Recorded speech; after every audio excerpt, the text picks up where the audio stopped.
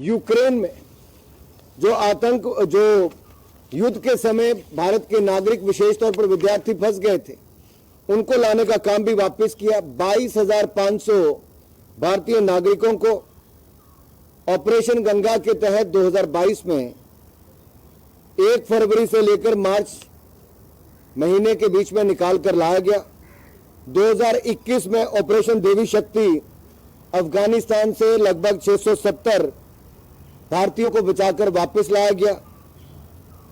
2020-21 के बीच में 1,83,00,000 पैसेंजर्स को भारत वापस लाया गया।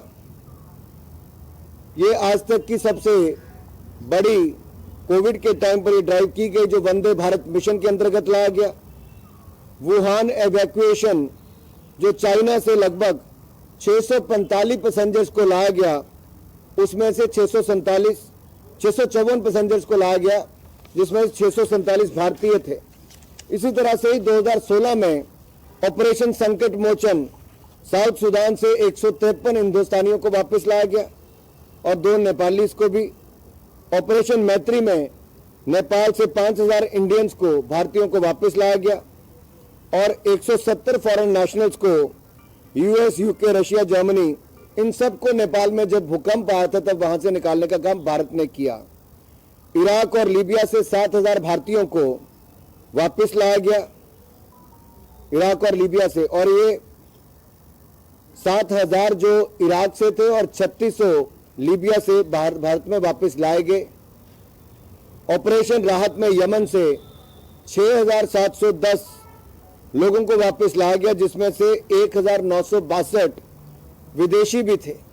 तो भारत ने हिंदुस्तान के लोगों की जान तो बचाई, भारतीय नागरिकों को युद्ध की भूमि से आपदा के समय भी और आतंक के उस घटनाओं के बीच में से भी वापस लाने का काम किया। तो भारत ने दुनिया भर में जो एक पहचान बनाई कि आतंकवाद के खिलाफ कड़ी कार्रवाई की, कड़ी नीतियां बनाई और आपदा के समय, युद्ध के समय, आतंकवाद के समय भी भारतीयों को दुनिया के अलग अलग देशों से वापस लाने का काम किया। अंतर्राष्ट्रीय स्तर पर भी दूसरे देशों के विदेशी लोगों की जान बचाने का काम भी किया। तो भारत की छवि दुनिया भर में एक मदद करने वाले देश के रूप में बनी है, आतंकवाद के खिलाफ कड़ी कार्रवाई करने के रूप में बनी है। तो वहीं कुछ पड़ोसी देशों की आतंकवाद को बढ़ावा देने की बनी है। और ये दिखता है वो पड़ोसी न केवल आतंकवाद को बढ़ावा देते हैं बल्कि उसके लिए जोर जोर से बोलते भी हैं। उनका चेहरा बेनकाब हुआ है, अंतर्राष्ट्रीय स्तर पर हुआ है, और ये अपने आप में दिखाता है कि कैसे भारत, नया भारत, सशक्त भारत बना है। अगर आपका कोई सवाल हो तो आप पूछ सकते हैं। Sir, yesterday Prime Minister was in Northeast and he used football terminology and stated that whosoever has stopped development in Northeast, they have shown a red card to them. Congress has reacted to it and said that it's Jumlebazi. Prime Minister is not speaking in real issue on real issues, and it is just nonsense. देखिए, north east में insurgency की घटनाएं कितनी कम हुई 2014 से लेकर अब तक। नॉर्थ ईस्ट में पीस ट्रीटीज कितनी की गई और नॉर्थ ईस्ट में सिविलियंस की जानें कितनी कम गई, कितनी गिरावट आई है उसमें। ये अपने आप में दिखाता है कि मोदी सरकार एक्ट ईस्ट पॉलिसी के अंतर्गत काम कर रही है। कांग्रेस ने वर्षों तक लुक ईस्ट पॉलिसी के अंतर्गत काम करते रहे और कहीं ना कहीं 50 सालों में भी प्रोजेक्ट पूरे नहीं हुए। जो मोदी सरकार ने 50 साल पुराने प्रोजेक्ट्स को भी पूरा किया। तो इंफ्रास्ट्रक्चर जो बड़ा है, रोड, रेल, एयरपोर्ट और वाटरवेज, ये सारा मोदी सरकार की देन है। नॉर्थ ईस्ट में आतंकवाद की घटनाओं को, नक्सलवाद की घटनाओं को कम करना भी और विकास को नई ऊंचाइयों पर ले जाने का भी।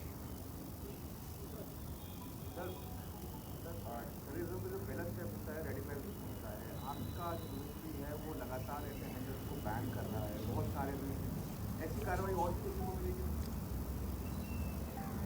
देखिए, नई टेक्नोलॉजी और नए प्लेटफॉर्म्स के बाद साइबर क्राइम भी अपने आप में एक बड़ी चुनौती बनी है। उसके खिलाफ भी मोदी सरकार ने बहुत शानदार काम किया है और आगे भी लगातार करते रहेंगे। जहां तक कई प्लेटफॉर्म्स का इस्तेमाल करके रेडिकलाइजेशन करने का काम किया गया, और भारत में तो एक संगठन ऐसा भी है जिसने समाज कल्याण की बात करने की प्लेटफॉर्म की बात करके रेडिकलाइजेशन पर जोर दिया, तो उस पर प्रतिबंध लगाने में भी मोदी सरकार पीछे नहीं हटी है। वो कड़ी कार्रवाई हमने उनके खिलाफ की, उनके लोगों को गिरफ्तार भी किया गया। तो जो भी आतंकवादी घटना को अंजाम देने का प्रयास करेगा उसके खिलाफ भी कड़ी कार्रवाई मोदी सरकार में हुई। जो रेडिकलाइजेशन करने का प्रयास करता है उसके उनको बैन करने का काम भी किया, उनके खिलाफ भी कड़ी कार्रवाई की, और आगे भी इसमें कोई कमी नहीं आएगी और तेजी ही आएगी।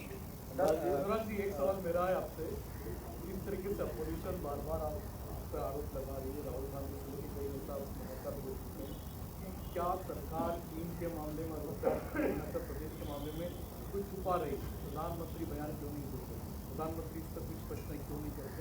इस पर जरा बोले राहुल गांधी। देखिए, रक्षा मंत्री जी ने बड़ी विस्तार में इस पर अपनी स्टेटमेंट दे दी है और इस पर कुछ और कहना उचित नहीं होगा। मैं इतना ही कहूंगा, कम से कम वो लोग तो प्रश्न ना उठाएं जो डोकलाम की घटना के समय किनके साथ पाए गए, क्या पीते पाए गए, किस देश के वो अधिकारी थे, किन देश के लोगों से उन्होंने फंडिंग ली।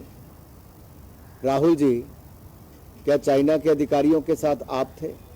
क्या भारतीय सेना के ऊपर उस समय प्रश्न चिन्ह आप खड़ा कर रहे थे?